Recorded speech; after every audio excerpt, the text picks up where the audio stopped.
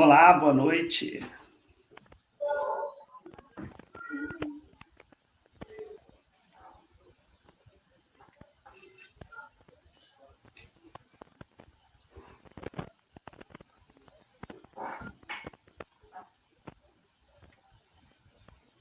Boa noite, boa noite.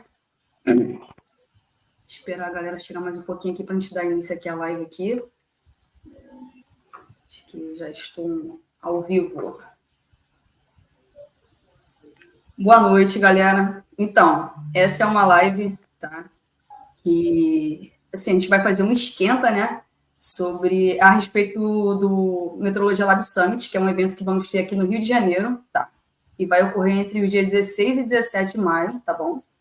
E as inscrições já estão abertas aqui no link da nossa bio, tá? E na bio da SBM também, tá? Então não deixa de fazer essa inscrição.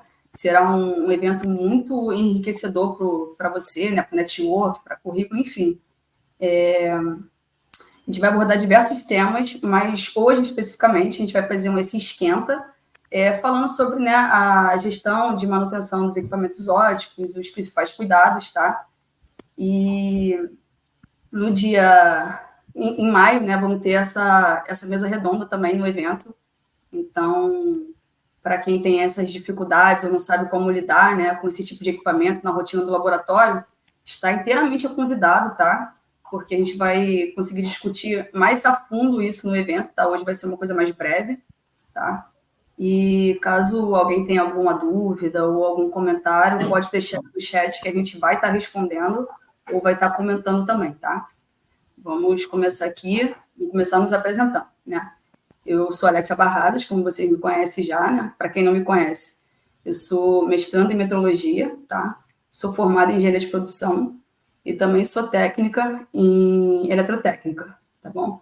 O meu mestrado, né, em metrologia é no Inmetro, esqueci de mencionar isso aqui, e atualmente eu atuo fazendo calibração e manutenção de equipamentos de laboratório, tá? Já tive experiência com engenharia clínica há um tempo atrás, e hoje eu sou signatária autorizada aqui pela GM Metrologia também, tá bom? Eu vou chamar aqui o Ícaro, tá? Ícaro, tive a oportunidade de conhecer no mestrado, tá? Ele está fazendo doutorado lá no Inmetro, junto comigo, só que no caso ele é doutorado, né? Em biotecnologia, tá? Ele é mestre em ciências pelo Departamento de Parasitologia da USP, ele é biomédico, habilitado em patologia clínica e análises clínicas, e técnico em química com muita experiência no uso de equipamentos ópticos. Então, Ícaro, sinta-se à vontade aí para poder falar um pouquinho aí. Boa noite, espero que todos estejam me ouvindo bem. Obrigado, Alexa. Quero agradecer o convite para participar dessa live. E estou muito empolgado para compartilhar um pouco das minhas experiências em relação à parte à ponta, né, que já é a parte do diagnóstico, propriamente dito. E eu tive a oportunidade de atuar um pouco na área acadêmica de pesquisa, construindo os kits mesmo, desde a base dos cálculos de quanto de antígeno eu vou sensibilizar a minha placa, até a parte final, e também atuei mais intensamente também no ápice do pico de Covid, no lockdown no laboratório de grande porte na região metropolitana do estado de São Paulo. Então, nós tínhamos amostra de todo o estado, interior e o litoral. Então, nós vemos aí tudo que vocês podem imaginar em relação a eles. Então, contem comigo. E, por enquanto é isso, senão eu vou escrever muito. Mas agradecer o convite. Obrigado.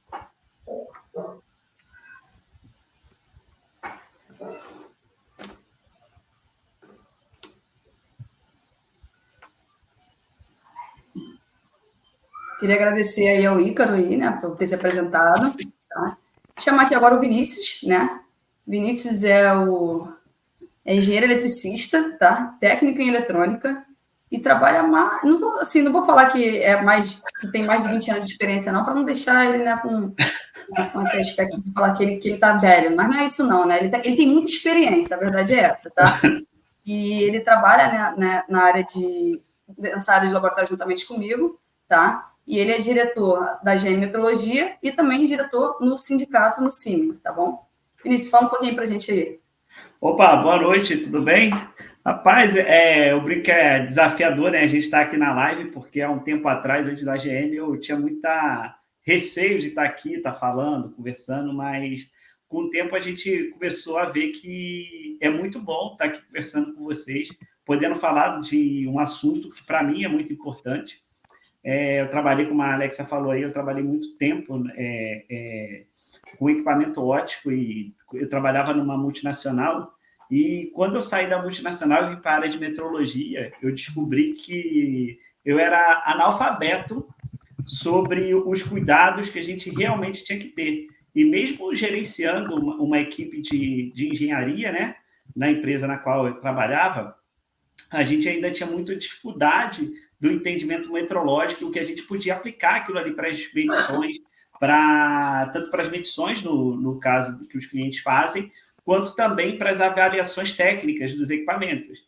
Então, a gente consegue ter um desempenho muito melhor se a gente puder estar entendendo. E aí, falar disso aqui é muito bom, entendeu? Ainda mais com cada um de vocês que estão aqui nessa live, e cada um tem um conhecimento dentro do mesmo equipamento, mas numa área diferente, o que faz ser muito mais proveitoso, que é muito difícil você reunir todos os lados, né? Tanto o lado da produção, quanto o lado da avaliação metrológica, quanto o usuário.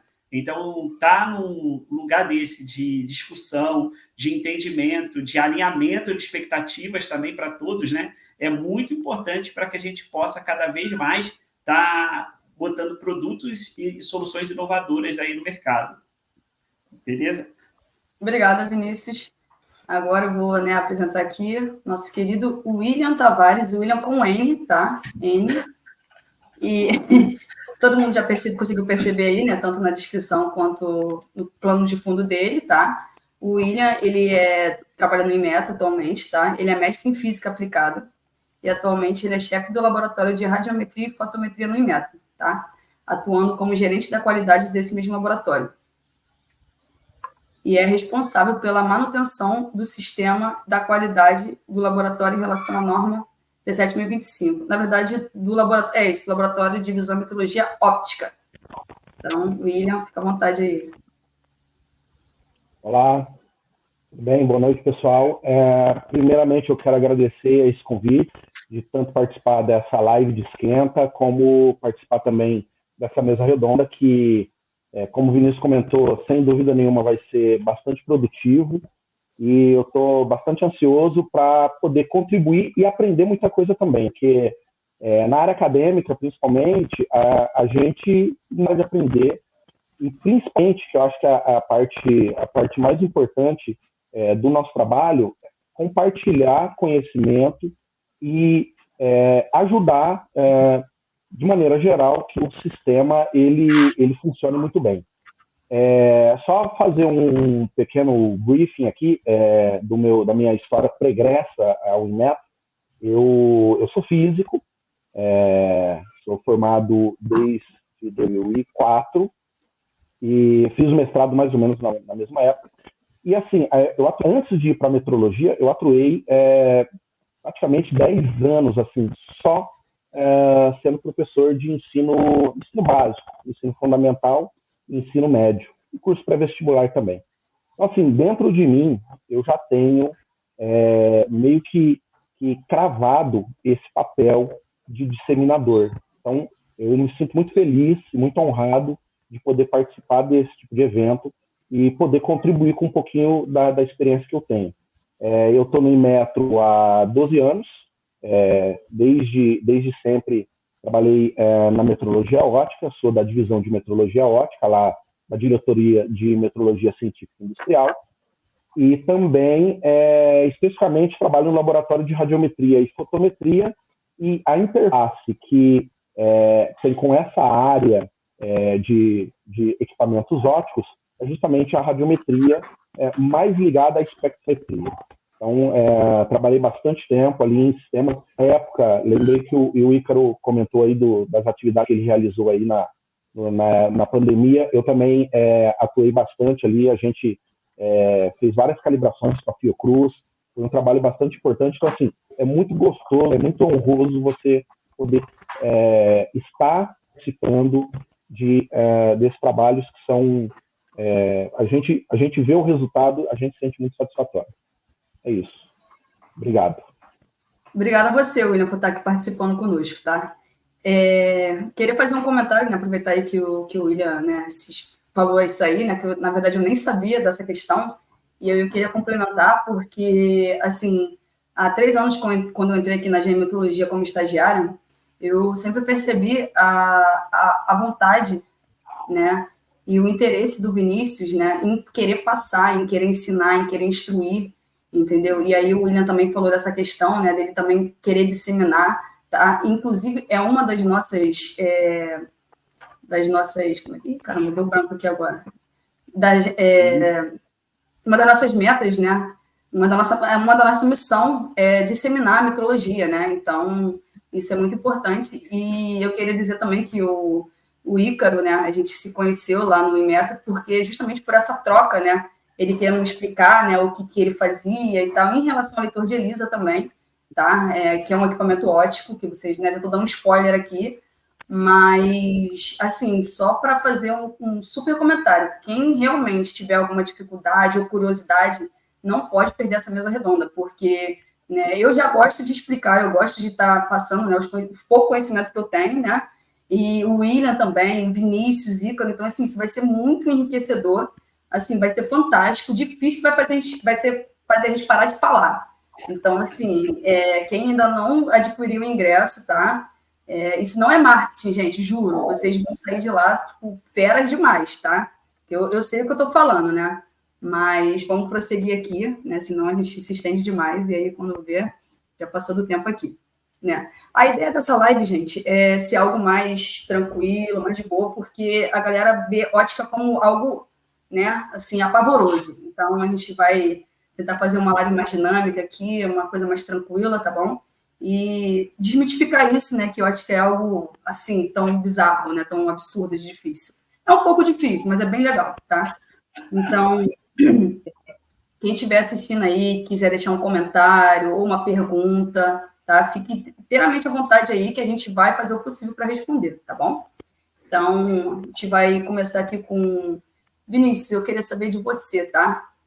Por que a manutenção adequada de equipamentos óticos é tão importante? Por que isso é tão importante?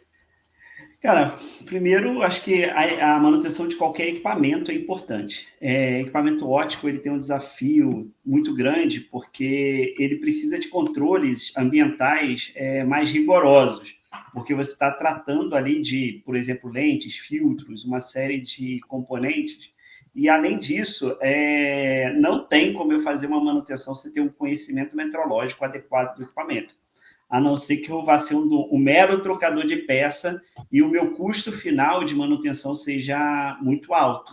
Então, eu conhecer o meu processo, eu ter...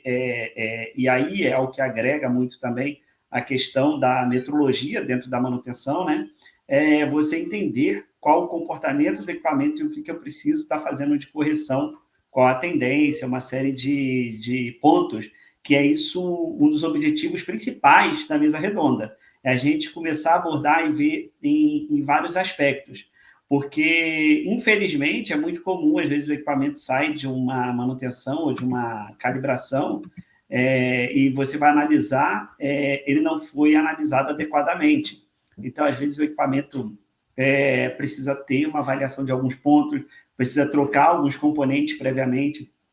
Por exemplo, se você está vendo uma tendência à falha numa lâmpada, certamente, dependendo do que for, você vai ter um problema ali antes do próxima periodicidade de manutenção.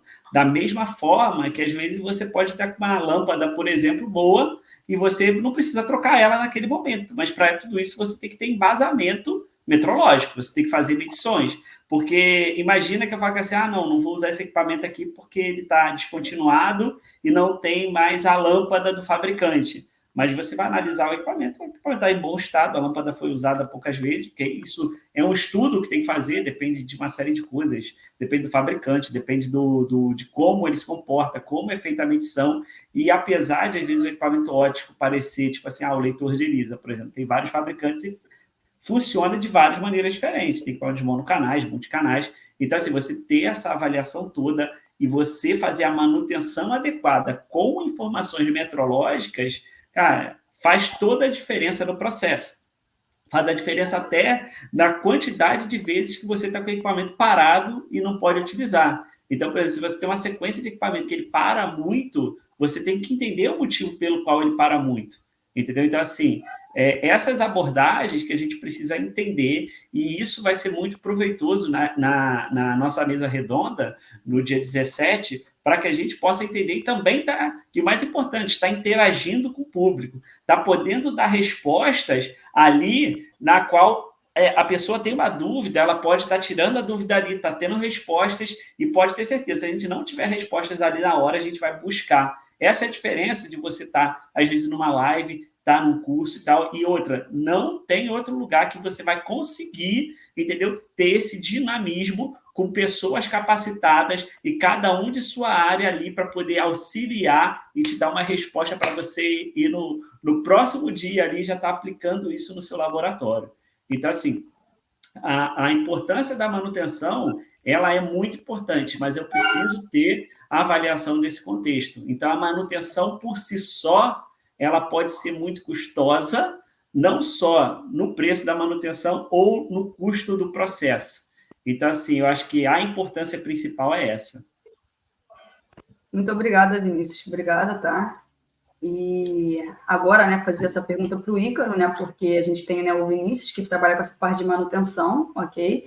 E aí agora a gente vai para um outro lado, totalmente, assim, né, diferente, porém, que caminha lado a lado a metrologia, né, e lado a lado com essa parte de manutenção também, que, no caso, o Ícaro, né, que utiliza esses equipamentos óticos, né, para suas análises.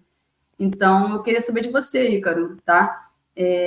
Quais são os principais riscos de não realizar uma manutenção regular, ou seja, de ter uma manutenção totalmente irregular, ou como o Vinícius falou, não podendo equiparar ou verificar ou analisar esses resultados. Qual seria, né, os principais riscos disso? Nesse sentido, vocês me segurem se eu não vou falar muito, mas o que acontece? O ponto mais importante aí, quando a gente pergunta de risco, né, entrando diretamente no ELISA, que já é o padrão de sorologia de avaliação, vamos puxar um tema mais polêmico e vamos já falar do HIV, né? Vamos falar do HIV, com teste de sensibilidade, teste de triagem. E se eu não tiver a correta, a adequada manutenção, a adequada calibração, existem casos que, se não tiver o cuidado muito minucioso, existem casos de pacientes entrando, no caso, não vou nem entrar muito no assunto, mas muito drástico, né? Pela notícia e tudo mais. Então, assim, é um cenário muito, muito sensível. Eu não diria para você, eu não conseguiria dizer para vocês qual é o custo do processo se eu não tiver tudo muito bem adequado, porque isso é uma vida, né? Então, ali, eu estou determinando enfaticamente qual é o próximo passo do meu paciente. Ele vai entrar com um retroviral? Não vai entrar? Então, está nas minhas mãos, está na mão do analista.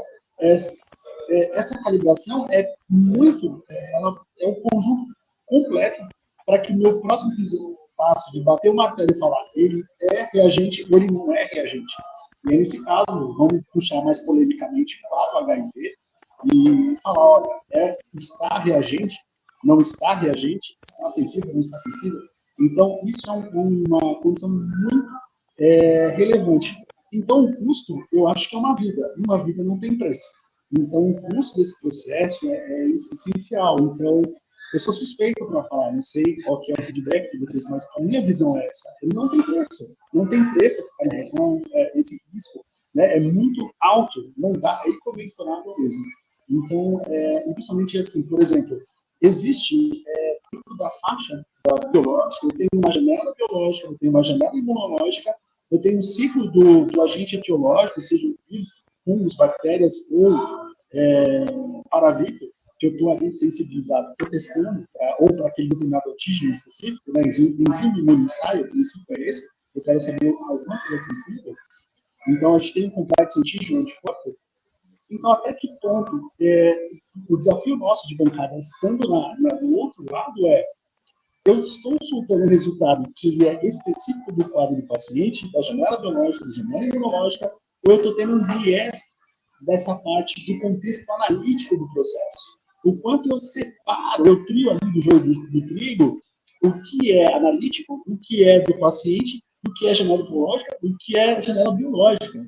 Então, tem vários quadros muito diferentes e desafiadores que a gente depende crucialmente da calibração, né?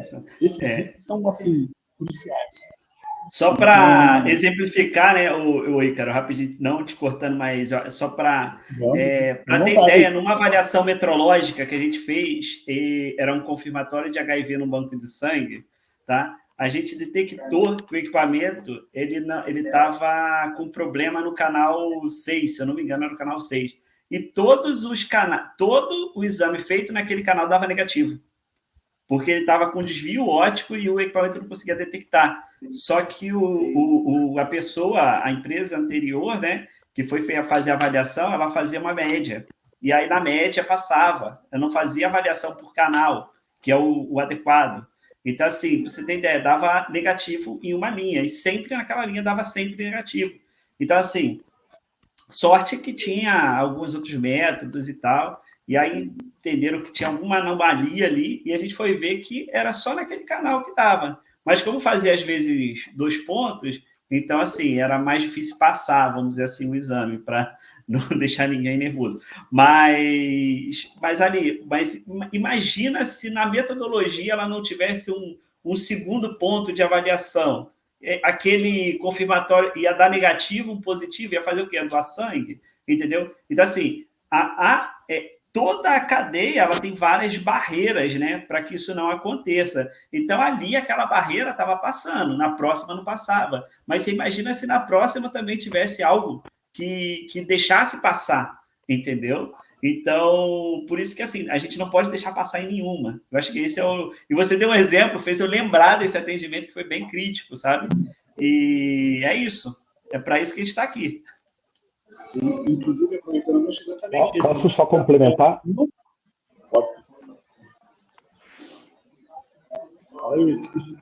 Posso complementar também? Por favor, por favor. Eu dou aula no curso técnico, eu dou aula no curso técnico de metrologia lá do Inmetro, ainda, né? Não abandonei o magistério totalmente, embora não viva mais só isso, né? Mas eu sempre comento uma coisa com eles que é o seguinte: fazer metrologia é um negócio chato, não é um negócio legal. Em que sentido? O metrologista, a área da qualidade, são áreas que elas se preocupam com detalhes. Então, como o Vinícius acabou de comentar, a questão de ter um segundo método para avaliar e etc. Falar de validação é muito importante. Então, é uma coisa que a gente trabalha em ciclos. Então, da mesma forma que você usa o PDCA para fazeria contínua, na área no sistema da qualidade e na metrologia, a gente tem que fazer essa checagem, essa verificação o tempo todo, que é o que vai garantir a confiabilidade. Além dos cuidados essenciais, que é o foco, né, da nossa live aqui, tem essa questão. Então, a gente tem que estar sempre olhando, verificando, confirmando, e é nesse sentido que é chato, porque é uma coisa que você vai fazer repetitivamente. Mas por que a gente faz isso? Porque a gente quer ter certeza de que o resultado que a gente está entregando é fiável. E por isso a gente tem que estar questionando o tempo todo. Fantástico. Assim, obrigado, Vinícius. Obrigada, William, por complementar, tá? Ícaro, você terminou? Você quer complementar alguma coisa? Posso falar mais um pouquinho? Pode terminar o que você começou. Então, nesse sentido, por exemplo, então, assim, esse segundo método, na verdade, existem várias estratégias que nós, os analistas, né, a gente do outro lado, nós elaboramos diferentes formas e estratégias. Inclusive, vale a pena desabafar um pouco. Por exemplo, eu tenho uma rotina de toneladas de sorologias para fazer, seja HIV, dengue, entre outros. E, assim, existe um mecanismo que, de repente, não damos conta de fazer naquele momento. Por mais que a amostra ela fique em determinadas condições de estabilidade, preservando o máximo possível, existe um decaimento, vamos usar esse termo, dos títulos de anticorpos. A viabilidade, a avidez, a afinidade desses anticorpos acabam se alterando. Isso, consequentemente, eu até conversei um pouco com a Alexa nesse sentido, você está numa zona de positivo, você cai para negativo ou para indeterminado. E esse é o terror do analista. Ele é indeterminado porque é um problema analítico, ele é um problema porque ele é indeterminado porque ele está no ciclo de indeterminado mesmo, ou porque alterou a amostra, ou porque alterou a população. Então, em si, a gente tem um universo muito... que eu falaria horas aqui. Mas, resumidamente, como o William mesmo falou, é um universo extremamente desafiador. A parte de metodologia de qualidade, a gente também, do ponto de vista como analista, a gente também leva em consideração, né, para fechar os diagnósticos, mas existem vários aspectos para a gente tomar decisões determinantes. Eu estava falando também para o Alex, que eu estou trabalhando agora no projeto Momento, e a gente está num mecanismo mais de triagem, mas existe a sorologia também embutida nesse processo. E existe também o teste rápido do NS1 do antígeno. Só que ele tem uma faixa de detecção. Ele é muito curta e a sensibilidade também. Isso limita. Então, existem outros recursos, por exemplo, no meu caso da hematologia, que eu pego uma plaquetopenia, uma leucopenia com uma atipeia linfocitária com microcitose. Então, tudo isso junto, independentemente da metodologia do meu teste rápido, me permite ter uma tomada de decisão mais específica. Lógico que tem uma série de outras coisas reunidas aí. Mas, então, não me estendendo mais, existem todos esses viés, a gente precisa ter um olhar clínico, e muitas das vezes eu não tenho uma segunda amostra. Pode ser que, se for um caso de uma patologia muito incisiva, o paciente não volta, ou eu não tenho chance, ele pode evoluir. Eu peguei um caso de um paciente que teve queda de plaquetas em menos de 36 horas, e a esposa desse paciente trabalha amanhã, e ela pegou comigo os meus 2 plantões, e eu detectei, fechei o diagnóstico, e passei para ela com muita solidez de precisão o resultado. Ele foi bem internado na ala de infectologia do IANSP e conseguiu ser tratado corretamente. Então, ou seja, eu só tenho um tiro, traduzindo, eu só tenho uma chance. O analista está na ponta, ele só tem aquela chance. Se eu não tiver uma calibração muito precisa, se eu não tiver uma coisa muito bem elaborada, talvez eu não conseguiria atingir esse ponto. Então, esse é o cenário, esse é o desabafo, na verdade, né? Quando a gente conversou com a Alexa, falou, você viveu. Eu falei, não, sofreu, né? Porque eu sou mais nesse sentido. Mais nesse aspecto, mas só dando uma quebrada no gelo aí, descontaindo. Mas é um cenário que a gente, às vezes, só tem uma amostra. Quando a gente pega paciente, por exemplo, troponina positivo, é marcador de infarto agudo no miocárdio. Eu só tenho uma chance, eu não tenho outra. Entende? Então, são cenários que, assim, se eu não tiver uma estratégia, um canal inteiro de leitura de uma placa, isso compromete tudo. Se eu não trabalhar em triplicata, ou fazer um reboot, ali, ter uma estratégia tática do que eu estou fazendo, isso compromete uma vida. E assim, quando você entende o comportamento do equipamento, né, Ícaro? Por exemplo, você não vai fazer uma duplicada no mesmo canal. Então, assim, você entender como funciona o seu equipamento é importante. Porque você vai fazer uma duplicata ou triplicata em canais diferentes do equipamento. Então, quando você vai fazer lá por exemplo, você mudou de marca, você tem que avaliar como aquele equipamento funciona. Senão, você já imaginou, você coloca lá, faz duplicata no mesmo canal e os dois dão negativo, beleza. Próximo paciente, entendeu? Sem contar o custo operacional. Primeiro, a vida é o mais importante, ponto. É o maior. Quando você fala em custo de reagente, você não está falando só em custo de reagente, você está falando em tempo. Então, você tem que repetir, eu levo mais tempo, demoro mais tempo para ter um resultado, demoro mais tempo para ter uma medição e falar que assim, o médico pode tomar uma decisão. Então, a tomada de decisão demora mais tempo. Já aconteceu casos de cliente repetir 30% dos exames dele, porque não tinha uma avaliação metrológica adequada e um procedimento no qual fosse efetivo. Então, assim, se você não achar que a metrologia não se adequa ao seu processo, é sinal que seu processo precisa melhorar e ele tem um custo operacional muito mais alto. Não só custo operacional, mas custo humano de vidas, de tudo. Então, o seu custo total é mais alto em todas as suas áreas.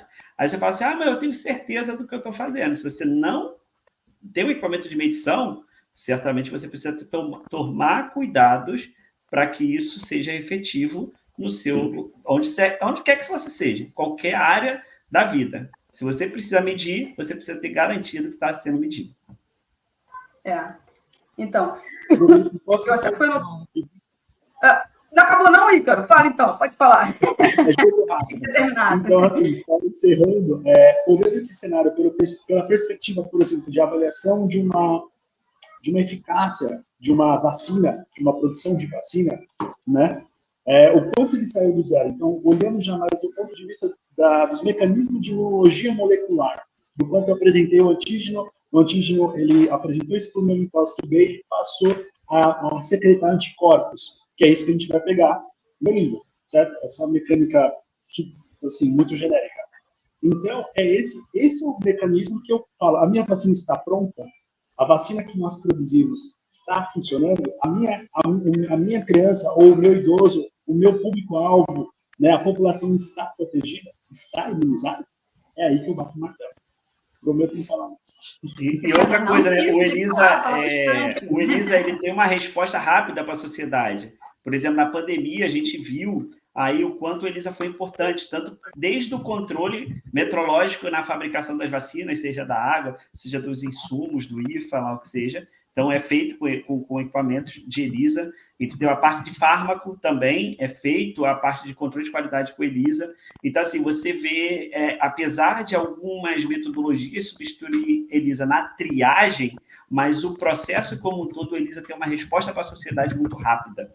Entendeu? É muito mais rápido você conseguir fazer um kit e colocar no mercado. Apesar de eu não conhecer a parte biológica, entendeu? Eu acompanho isso desde que eu trabalho nessa área, entendeu? A Alexa falou aí uns 20 anos já.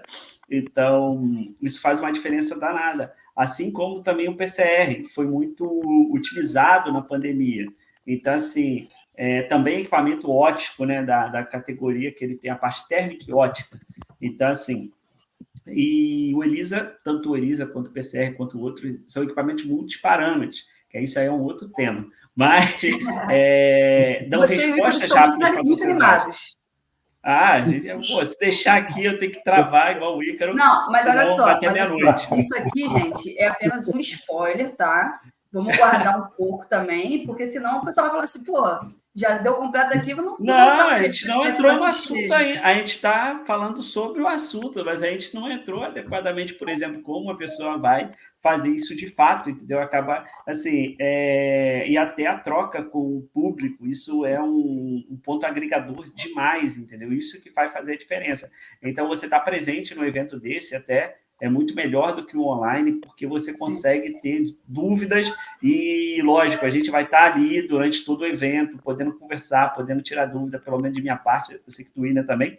O Ícaro já me mostrou que é assim também, entendeu?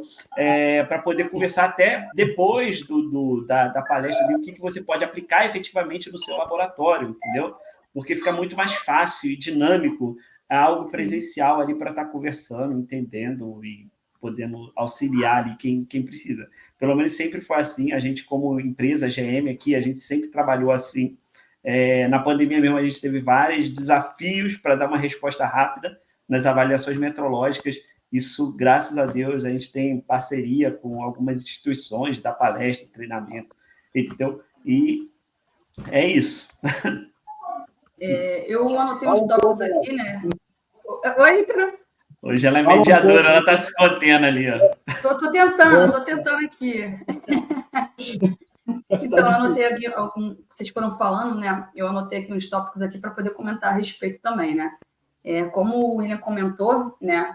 Questão do metrologista, né? Fazer bastante repetições, estar sempre verificando, confirmando os resultados, validando os resultados. Isso, querendo ou não, você acaba tendo, né, o metrologista na área da saúde, ele mais empático, entendeu? Por quê? Porque, na verdade, ele quer o resultado real, né? Tipo, real não, porque não existe, né, gente? Vocês entenderam, né? Mas ele quer realmente o valor, né, mais próximo ali do exato. Vamos entrar nessa questão filosófica. Isso aí, obrigado. Vamos entrar nessa questão filosófica. Quero comentários do William sobre isso. Mas isso acaba fazendo com que o metrologista ele seja um pouco mais empático, porque ele vai buscar com que aquela pessoa que foi ali na clínica, né, ou alguma coisa, ele tenha o resultado do seu exame, o que seja verídico, o que seja algo confiável, entendeu?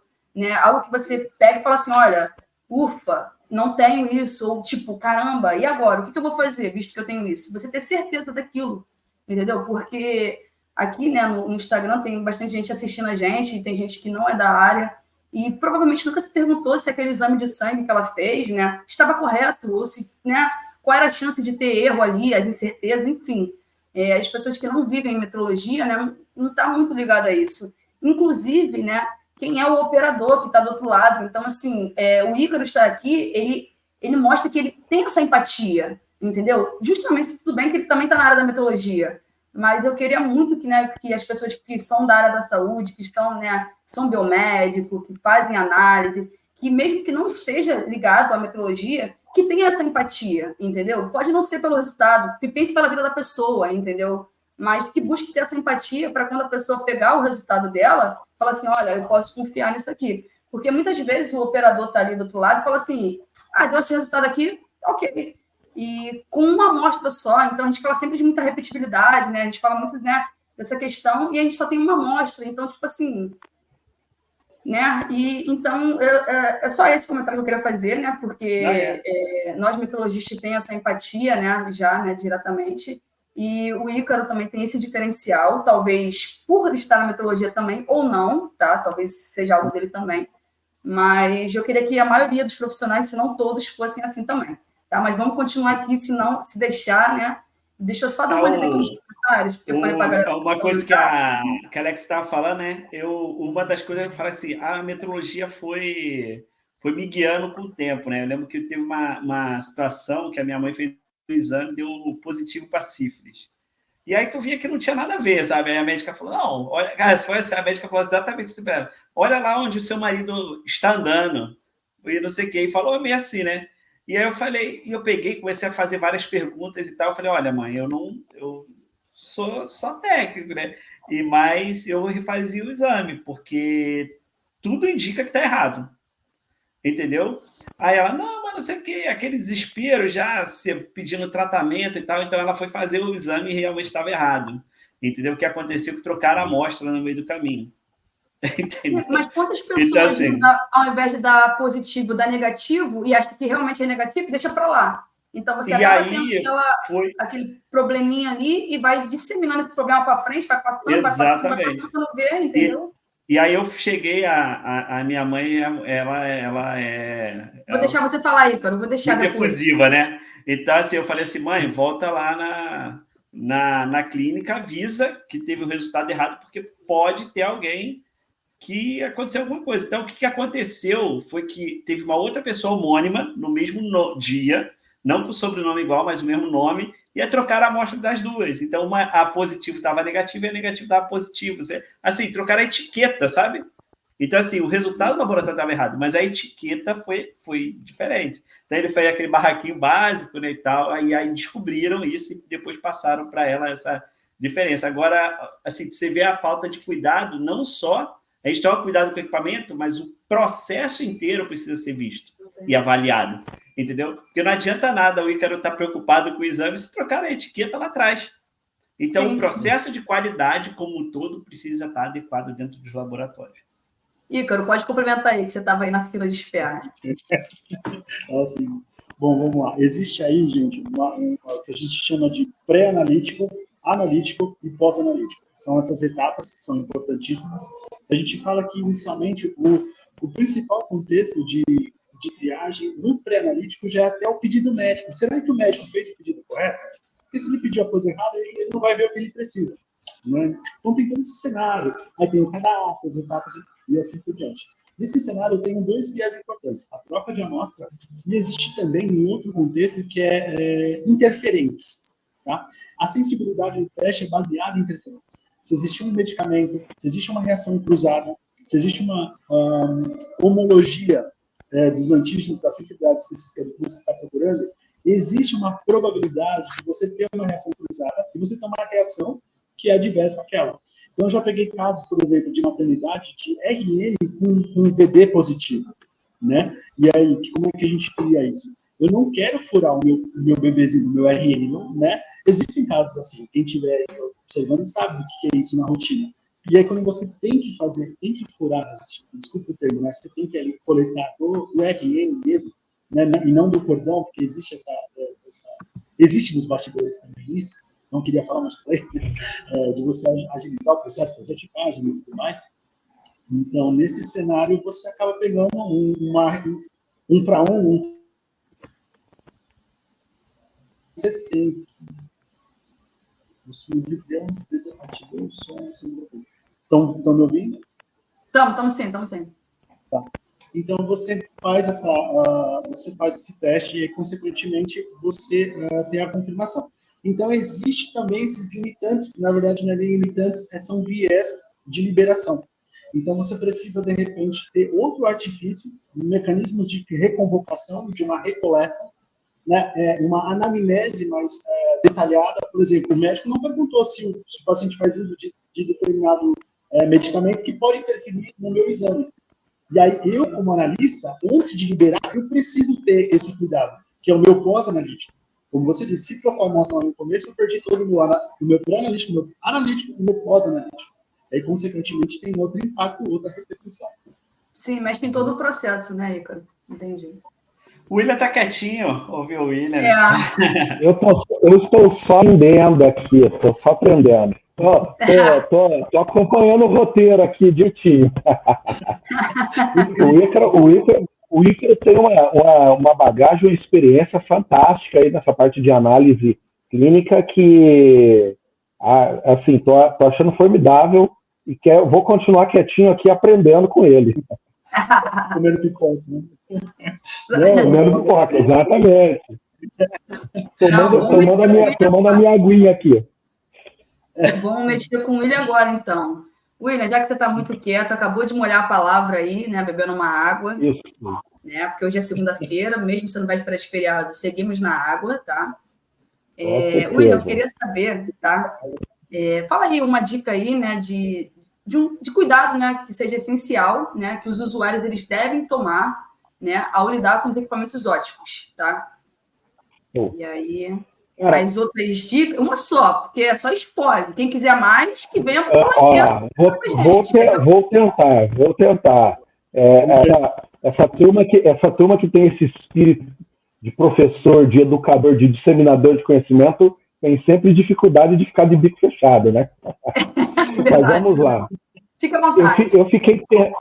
Exatamente. Eu fiquei pensando nessas questões aí. O Vinícius já até comentou lá no início alguma coisa relacionada às condições ambientais. E as condições ambientais, de fato, para que você tenha confiabilidade de medição, em resultado de medição, você precisa ter as condições ambientais dentro circunscrito ali nas condições de uso do equipamento. Mas na parte ótica, tem uma questão que pega muito, e isso eu tive uma experiência muito legal quando eu estava no Carry 5000 lá na espectrofotometria. Tinha uma questão bem legal ali, que o técnico ele foi fazer a manutenção preventiva no equipamento, e aí a gente ficou conversando e tal sobre as questões do metrológico com o equipamento. Ele comentou uma coisa que me marcou bastante. Ele falou assim, eu conheço alguns Carry 5000 aqui no Brasil. Ele falou, de todos que eu conheço, um dos mais conservados que eu já visitei nesse todo é o do Inmetro. E aí eu entro no ponto que respondendo a sua pergunta. Acho que na parte de instrumentos ópticos, equipamentos ópticos, sistemas de medição óptica, acho que a limpeza é o fundamental. Você ter cuidado com dos elementos do seu sistema. Se é um sistema fechado, cuidado, e você está num ambiente que as condições ambientais são favoráveis, você tem um controle rigoroso das condições ambientais ali, limpeza também do resto. Automaticamente o seu equipamento ele vai manter uma situação de limpeza razoável. Mas Em sistemas abertos e em artefatos ópticos, essa questão ela é muito mais crítica.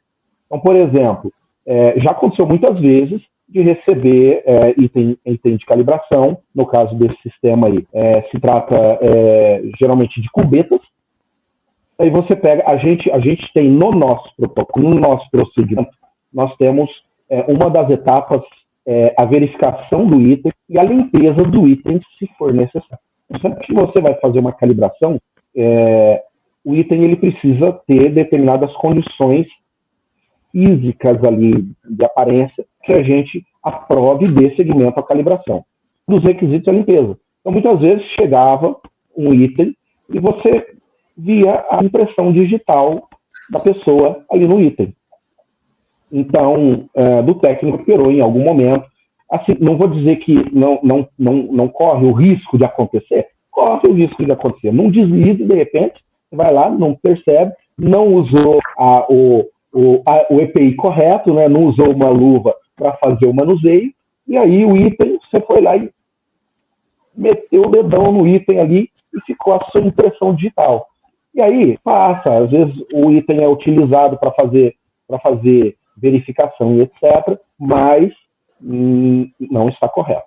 Então, se isso acontecer num item que está calibrado, há uma chance muito grande de você ter perdido a calibração daquele item, mesmo que você faça a limpeza. Tá?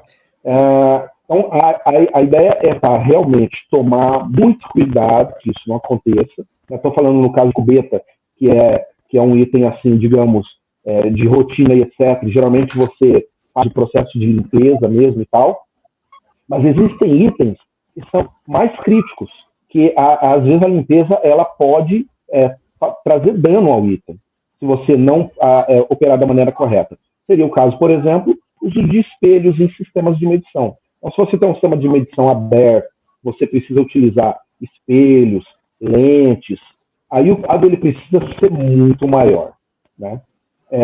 Então, alguns cuidados que a gente utiliza. Alexa, eu tô focando em limpeza, tá? Não estou falando de outros cuidados, não. Não, tô vendo. Estou tentando manter essa linha. No caso, por exemplo, esse cuidado em sistemas abertos, nos nossos sistemas nós costumamos, mesmo que a gente tenha a limpeza periódica do local, mesmo que o ambiente seja fechado, quantidade de poeira seja mínima, a gente sempre procura cobrir esses itens. Então, você pega lá um plástico, coloca em cima do item, em cima do artefato, ali no caso da lente, do espelho, para que ele fique coberto, para que ele tenha o mínimo de contato possível com poeira, e você não precisa, porque a questão é exatamente essa, você não precisa executar o procedimento de limpeza. Se você tiver que executar um procedimento de limpeza, que seja utilizando um jato de ar, por exemplo, para você tirar o excesso de poeira ali de cima, diferente do que acontece se você encostar no item com o dedo. A gente tem muito cuidado com isso. Quando a gente recebe as visitas aos laboratórios, a gente sempre avisa o pessoal para não encostar, não colocar a mão, porque isso compromete o resultado, a confiabilidade de medição. De várias maneiras. Isso pode alterar as propriedades de absorção e transmissão do item, no caso de filtros, por exemplo. Isso pode alterar a propriedade de reflexão, de dispersão da luz. E tudo isso afeta o resultado da medição. Você vai fazer uma medida, você vai perceber uma degradação na precisão da medição, por exemplo. Então, esses pequenos cuidados, eles fazem com que você minimize, e aí entra a questão do custo, né? Do custo operacional.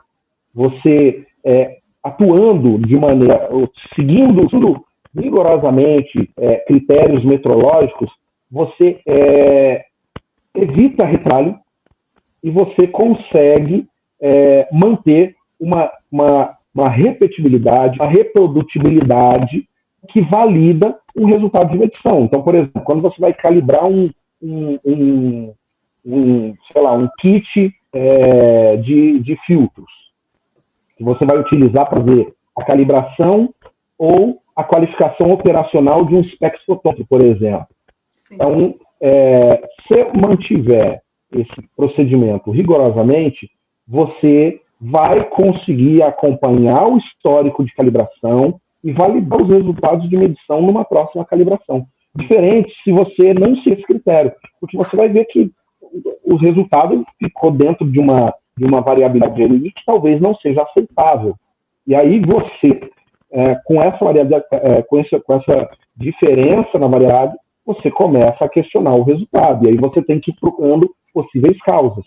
E, muitas vezes, a causa pode estar relacionada a um manuseio incorreto do item. Então, no procedimento de medição, manuseio que garante a limpeza e a conservação do item é fundamental. E eu falo, complementando, William, a questão do controle ambiental, de limpeza, de poeira, desse controle, né, no equipamento, ele consegue, muitas vezes, você colocar o equipamento com os itens do equipamento durar 10 vezes mais, entendeu? E aí tu fala assim, não, mas o fabricante falou que tem que trocar anual, por exemplo, mas se eu tiver um controle meteorológico e uma condição ambiental adequada, eu consigo garantir que, por exemplo, um filtro dure mais tempo, entendeu? Sem dúvida. Sem dúvida nenhuma. Isso se você fizer uma análise de manutenções corretivas e causas, você vai ver que, por exemplo, equipamentos que têm filtro, que fala assim, fungou. Fala assim, fungou o equipamento e tal. Você vai analisar a condição ambiental com umidade alta, ou uma temperatura inadequada, ou poeira. Então, isso é o maior problema que dá manutenção corretiva no equipamento. Então, se você colocar equipamentos óticos, espectrofotômetros, por exemplo, seja lá qual modelo for, pode ter certeza que o custo operacional pela falta de controle ambiental, né, que aí tem vários pontos, né, dá um índice de manutenção corretiva alto. A umidade relativa é um grande vilão de equipamento óptico, acho que de equipamento de maneira geral, mas de equipamento óptico sem dúvida nenhuma, né? A ponto de, às vezes, você encontra itens ali. Isso daí é uma questão, isso é um problema bem crítico no caso de equipamentos fechados, porque se você mantém o controle ambiental, umidade relativa bem rigorosamente ali, você vai mofar itens, elementos dentro do seu equipamento. E aí acontece exatamente isso que você falou. Né? Você vai lá, o equipamento não produz resultado, você não consegue deduzir por quê, mas porque você está esquecendo de levar em consideração esse critério que ele é crítico. Ele é crítico. Para equipamento é muito. Eu já estou extremamente ansiosa para o dia 17, né? Porque a galera aqui tá bem animada, né? Eu não falo mais, hein? Eu não falo, não, já dei uma dicasinha aí de ouro. Não, para com isso. Para a gente não se prolongar muito, eu vou dar uma lida aqui nos comentários, que eu falei para a galera mandar comentários e falei que ia falar e não falei, entendeu? Então, se alguém tiver alguma dúvida, gente, pode perguntar aí, tá? A gente está aqui. Aproveitem.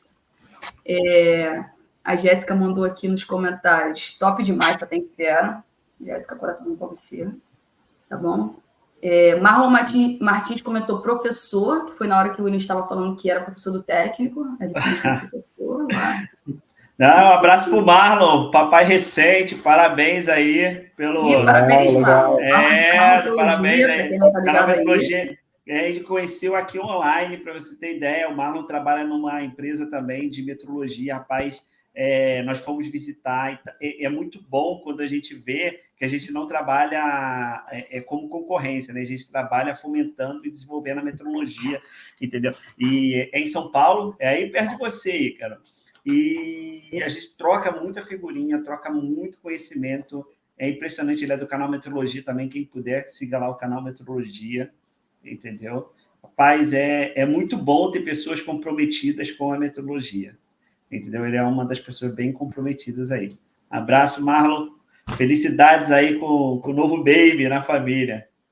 A Águida Teodoro comentou conteúdo enriquecedor. A Águida, ela faz mestrado lá comigo e com o Ícaro. Um beijão, Águida. Ela veio do técnico, tá? E agora ela já está no mestrado, ok? Olha só. E ela foi aluna do William.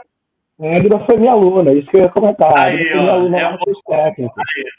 Tá gostando? Falou, vou seguir. Legal, legal. O Leonardo Boldrini, né, que está aqui como paizão de 3, né? Rapaz, abraço. O evento será excelente, belíssima prévia. Um grande abraço para o Léo. Vai ser excelente. Aí, tá? Espero você aqui, Léo. De bola. Muito bom, muito bom. Para quem não sabe, o Léo é colega de trabalho do William, tá lá no Inmetro também. Trabalha em outra divisão, mas é super parceiro, muita gente boa também, tá? Também o cara é excepcional também. Certamente também. Ele estará no evento, então... Preparem aí as perguntas também para perturbar o Léo lá também, tá?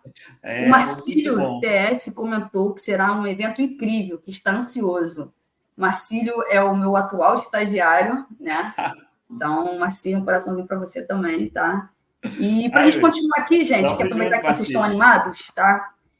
O William aí comentou, né, sobre a questão do EPI, né? A questão de tacar o dedão lá onde não deveria, né? Então, o Ícaro sabe melhor do que ninguém que, né, todos os procedimentos devem ser operados, né, com o EPI correto, o Vinícius também, né, o uso de luva, mas enfim, não quero me aprofundar nisso. O que eu queria saber dos 3, tá? A gente pode começar, né, como vocês preferirem, mas assim, do Vinícius eu queria saber em relação à parte técnica, né? Do William, a parte mais do equipamento em si, tá? E do Ícaro em relação ao laboratório, tá? Vou trazer para vocês aqui um estudo de caso. O que acontece? Há um tempo atrás, eu tive contato com algumas pessoas, né, que têm laboratórios de Mormon e AIE, né? Mormon, não. Mormon, não. O que é? AIE é Mormon mesmo, tá certo, né? Que é de equino, né, de cavalo. E aí, o que acontece? Tem que ser, né, a calibração acreditada, enfim, vários critérios. E aí, a minha questão esses laboratórios, em algum momento, ele tem que parar, né, de estar ali fazendo as suas análises e pegar o equipamento deles e enviar para algum lugar para fazer a calibração. E aí eu queria entender, se tratando de um equipamento óptico, né, no que isso poderia me acarretar de problemas, tá? Em questão de ficar um tempo sem realizar exame, em questão de laboratório, em questão em coisas que podem ser... Porque o William falou muito de questão de umidade, condições ambientais, então, tipo, se eu calibrei lá em São Paulo e trouxer para o Rio, o que isso pode acontecer? E em relação a você, Vinícius, o que isso pode acontecer também em questão com as fibras, né? Com a questão ótica aí. Então, queria só saber isso aí para a gente poder encerrar essa live aqui com gostinho de quero mais e esperar a galera, né, no dia 17. Então, se vocês puderem responder aí. Primeiro, assim, a responsabilidade de avaliação desse processo, né? Quem vai ser o afetado é o cliente. Então, eu acho que ele tem que avaliar muito bem os fornecedores e provedores de serviço dele. Assim, quando eu tenho um transporte de qualquer equipamento que seja, o cliente tem que garantir que o equipamento esteja operando dentro do especificado, que garante ao cliente. Porque ele garantiu qualquer equipamento que seja, não seja ótimo. Ele mandou esse equipamento para lá, ele garantiu que está funcionando bem lá. Por se tratar de equipamento óptico, há N números que eu posso citar aqui de problemas, como parte de alimentação, controle ambiental, e por aí vai. O quanto a luminosidade está influenciando do equipamento, que parece besteira. Eu já viajei muito para fazer esse tipo de atendimento. Então, assim, se você calibra o equipamento óptico em outro local, sendo espectrofotômetro, e o William pode me cortar se estiver falando alguma besteira, que ele é o cara, né? Mas não tem garantia metrológica nenhuma que o seu equipamento vai funcionar no seu laboratório, entendeu? Segundo, tem que avaliar o equipamento, como é o comportamento dele. Então, eu fazer uma calibração lá não garante que o seu equipamento está funcionando aí no seu laboratório. Mas a responsabilidade disso não é da empresa que fez a calibração, é do usuário, tá? É do usuário, do solicitante. Então, assim, isso é um caso que precisa ser avaliado, tá? E é bom a gente até, quem tiver essa dúvida, a gente conversar, se aprofundar, tá chamando o Inmetro, tá chamando o mapa, tá avaliando como isso pode ser aplicado de uma maneira, entendeu? Dar uma solução efetiva para esse problema, tá? Bacana. Passa a bola para o William. Vamos lá. Vou complementar, então, o que o Vinícius comentou aí. Existem duas questões críticas aí que a gente pode resumir em duas palavras, que é o manuseio e o transporte do item. Então, no manuseio, inclui tanto o procedimento de saída do equipamento, como o procedimento de entrada do equipamento, novamente, no ambiente.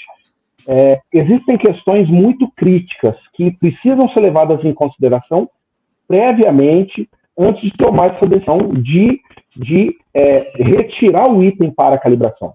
No caso de espectrofotômetros, por exemplo, a gente recomenda que a calibração seja feita no local de uso do equipamento, por N motivos. Tá? Então, ao invés de você manusear, transportar o equipamento para o laboratório que vai realizar a atividade de calibração, a atividade de laboratório, segundo a 17.025, é o termo que ela usa, né? Atividade de laboratório, nesse caso, calibração, a gente trabalha com o transporte, o manuseio do kit padrão que vai ser utilizado para fazer a verificação. E no kit, no manuseio, transporte do kit, também precisa ser levado em consideração as condições ambientais de contorno para o bom funcionamento daquele conjunto, daqueles padrões. Então, no caso, por exemplo, a questão das condições ambientais, se você tiver no processo de transporte, você passar por uma condição ambiental que está fora do contorno, das condições de contorno de operação daquele equipamento, pode, dependendo do tempo que ele ficar exposto a essa condição alternativa, você pode danificar, você pode sim afetar algum elemento do sistema, do equipamento, e isso pode afetar o resultado de medição. Então, esses cuidados eles são importantes. Se você tem a alternativa de não fazer o transporte do equipamento, quando é equipamento de grande porte, principalmente, é aconselhado que não se faça, justamente por conta dessas questões peculiares relacionadas a componentes ópticos do equipamento de medição. Ok? E você ainda tem que fazer o controle da instalação, entendeu? Tem que fazer o controle da instalação e garantir o funcionamento dele da instalação. Exatamente. E aí, eu te pergunto, o que adianta você mandar e depois voltar? Agora também tem que ver se a categoria do seu equipamento está adequada também, tem que avaliar. Então, assim, é um outro ponto também. Não, vocês fiquem calmos que eu adorei esse assunto, então a gente vai puxar ele no evento também, a gente vai continuar ele lá. Mas agora eu quero ouvir do Ícaro, né? Tipo, qual é o prejuízo, né, que o laboratório pode ter também, né, nessa questão de ficar sem o equipamento, de não prestar serviço por um tempo, né? Como é que é esse lado aí?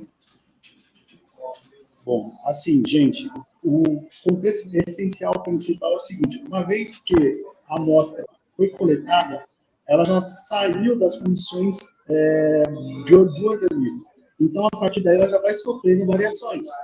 Então, já é um desafio muito grande, entende? Então, saiu do corpo, saiu dos 37 graus, 38 graus ali, eu já tenho ali um cuidado muito grande analítico. Então, tirou do corpo, extraiu a amostra, eu já tenho decaimento disso.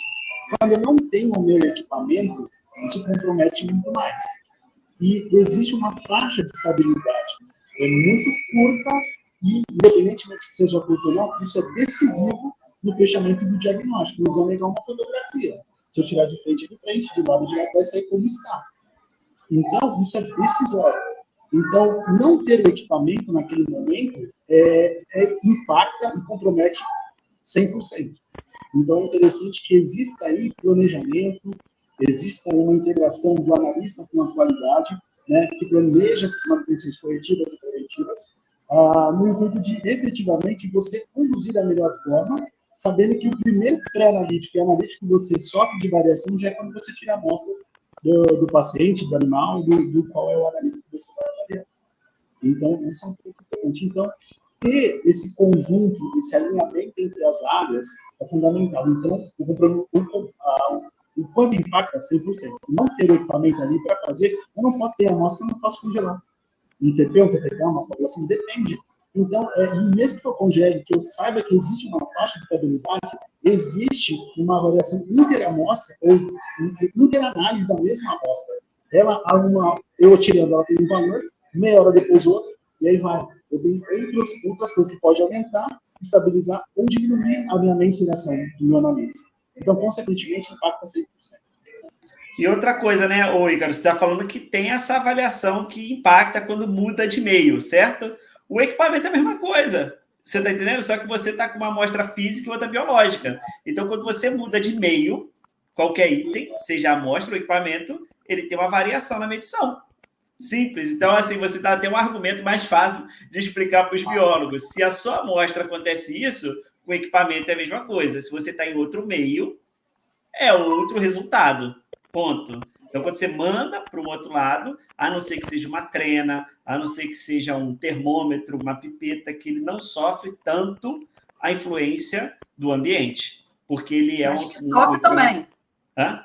Não, sofre, mas eu estou falando assim, mas é diferente, eu não preciso de outra coisa do ambiente, porque ele é um item único, por exemplo. Sim. O termômetro é um item único. A pipeta é um item único aqui. Ele não está ligado na tomada, ele não tem influência luminosa, ele não tem influência, entendeu? Sim, fora as outras coisas. Gente, olha, sem palavras, tá? Eu já esperava, né, que fosse algo, né, fantástico, só que vocês conseguiram, assim, ultrapassar a minha expectativa. Então, assim, eu já estava um pouquinho ansiosa com o evento. Quem me conhece sabe que eu sou um pouco ansiosa, mas depois desse bate-papo aqui, dessa conversa, eu tô, tipo, não sei se eu vou conseguir dormir direito os próximos dias. Então, assim, quero agradecer imensamente, tá? Vinícius, se aqui tá assim, né? Imagina lá. Se aqui tá assim, né? E, tipo assim, essa coisa online, assim, é legal, mas tipo, não tem aquela questão do calor, e a gente conseguiu, né, fazer algo, tipo, assim, fiquei muito entusiasmada e acredito que a galera aqui que está assistindo a gente também, tá? Assim, agradecer imensamente aí ao Vinícius, ao William, ao Ícaro, hoje, véspera de feriado, tá aí, né, disposto a disseminar a metrologia, a qualidade. Então, assim, muito obrigada mesmo, tá? E se vocês quiserem se despedir aí da galera aí, fiquem à vontade, tá bom? Um abraço para todo mundo, obrigado aqui, né, por todo mundo que esteve aqui na live, que pudemos compartilhar um pouquinho, o William, o Ícaro, engraçado, o Ícaro, a gente conhecia ele hoje, aí já está nesse dinamismo todo, você vê como quando as pessoas são alinhadas com comprometimento, né, de passar a informação, as coisas fluem muito bem. Se aqui está assim, imagina no dia 17, aí que a gente vai estar conversando. Isso aí... Desculpa te cortar, isso aí é o clínico da Alexia, hein? Porque ela conheceu o Ícaro recentemente, mas já fez um mapeamento ali dessa pessoa ilustre aí que é o Ícaro. Não, e não só a nossa mesa redonda, né? O evento tem tem outras mesas redondas, tem palestras e tal, cara, tá sensacional. É algo incrível, entendeu? Que vai estar acontecendo. Eu acho que o pessoal que ainda não comprou, compra, esteja no evento, entendeu? Porque a gente precisa cada vez mais de passar a metrologia na área da saúde, né? A metrologia na área da saúde ainda precisa de pessoas engajadas para que possa caminhar, desafiar e dar uma resposta mais rápida ainda para a sociedade.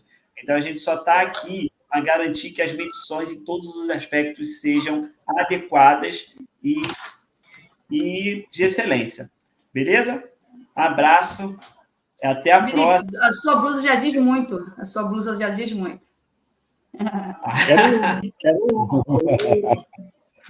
Falou.